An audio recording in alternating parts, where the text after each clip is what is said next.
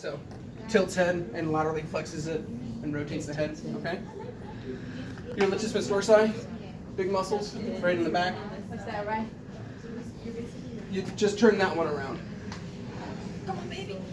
Oh Lord, you're still saying that? So these are your trapezius muscles. This is your latissimus dorsi muscles. Transparent.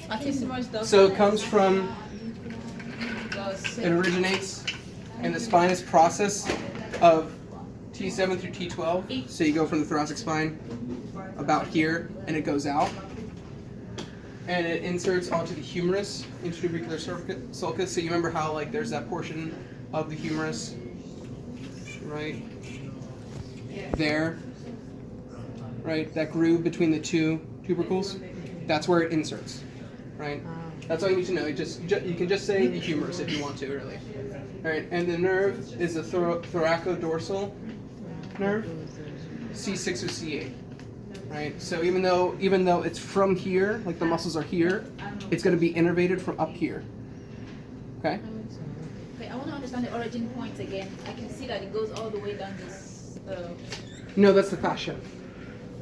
The origin is You don't right need to know here. the fascia. You need to know that the muscle extends itself from here.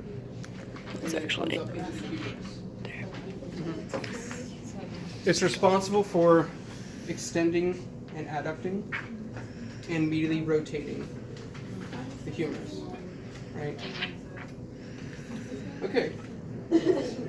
Let's keep up with the upper body. So biceps brachii, pretty simple. There's a lot more than just the scapula, but know that it doesn't insert or originate from the humerus. It's actually attached to the scapula, right? Which is why a lot of shoulder problems, you could have too strong of a bicep, so it's going to pull that shoulder girdle forward. Yeah. That's the bicep. Yep, there you go. And then underneath, the tricep. Yeah, it's a tricep. So it's going to come up here. Removing the deltoid. And it's going to attach up here into the scapula on the back, right, which is back here. It's hidden underneath all underneath all that muscle, right?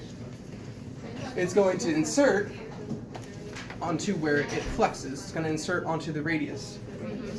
You can remember tuberosity of radius and fascia of the forearm because technically that's true, but I'm sure he doesn't mind if you say the radius or the proximal end of the radius, right? The innervation is a musculocutaneous nerve, C5, C6, C7. So And the it's numbers are two. important now? Do we have to do the numbers? Can I just say nerve is musculocutaneous nerve? Just say musculocutaneous. I'm just writing them down so you can know. It's okay, that's good to know. All right. Yeah, those are good to know. The C6 through C7, all that stuff, that's good to know stuff. Okay.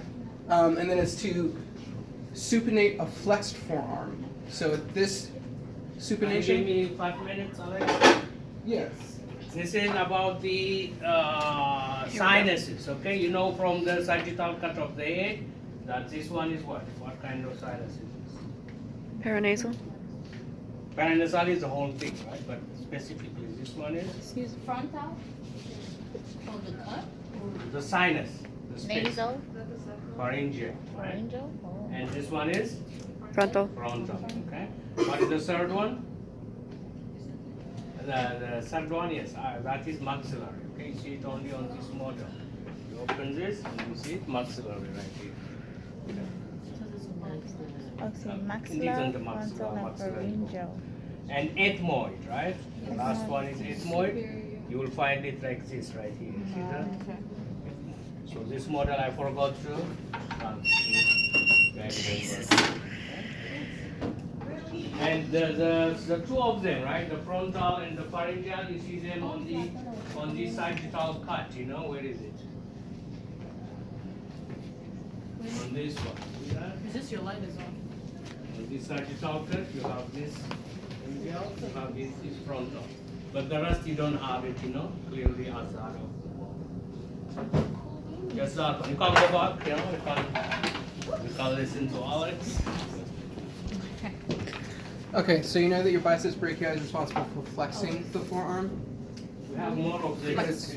but it also assists in supination of the flexed forearm. So this doesn't involve the biceps brachii that much, but this involves the bicep brachii, which is why at the gym, if you see people working out and they'll like do this when they're doing the biceps, that's involving the muscles there. Hammer curls, bicep curls, just Why you do, regular, like, different angles and standard. stuff like that to give different portions. It's short versus long head, but you don't need to know short versus long head. Tibialis anterior. Can I have the leg? Can't have the leg. Thank you, thank you, thank you. Tibialis anterior. You're gonna come from the lateral superior condyle of the tibia. So you're coming from this side, right? And it's coming all the way down into here, right? Into the medial inferior surfaces of the medial cuneiform, right? Basically, just to, let's see if I can flex this. Comes from up here all the way down to like there, and then the first toe as well. femur. Is that what you're saying? Or no, it comes from the tibia. Tibialis anterior. Yeah, tibialis anterior. So it comes from here. Oh, okay. I bet I put it up there. Sorry. So it comes from this side, Okay. right? The outside, and it crosses into the middle, Middle. in the around the cuneiform, and then it goes also into the first. So it's this muscle right here, and it goes up Yep. right to the insertion right here, or the origin up here, and the insertion down here. Yep, yep, yep. Okay, it's deep fibular nerve, L4, L5, and its action is to dorsiflex and invert the foot. So it's going to do that and that, right? That's the motion. Which is what And you have I weak- happened and you have to weak ankles and hip injure. muscles. Okay. All right, rectus femoris, last one. We're going to go back up. Comes from the anterior inferior iliac spine. So your iliac spine is going to come from the front lower portion, right, of that iliac spine. That's where it starts at.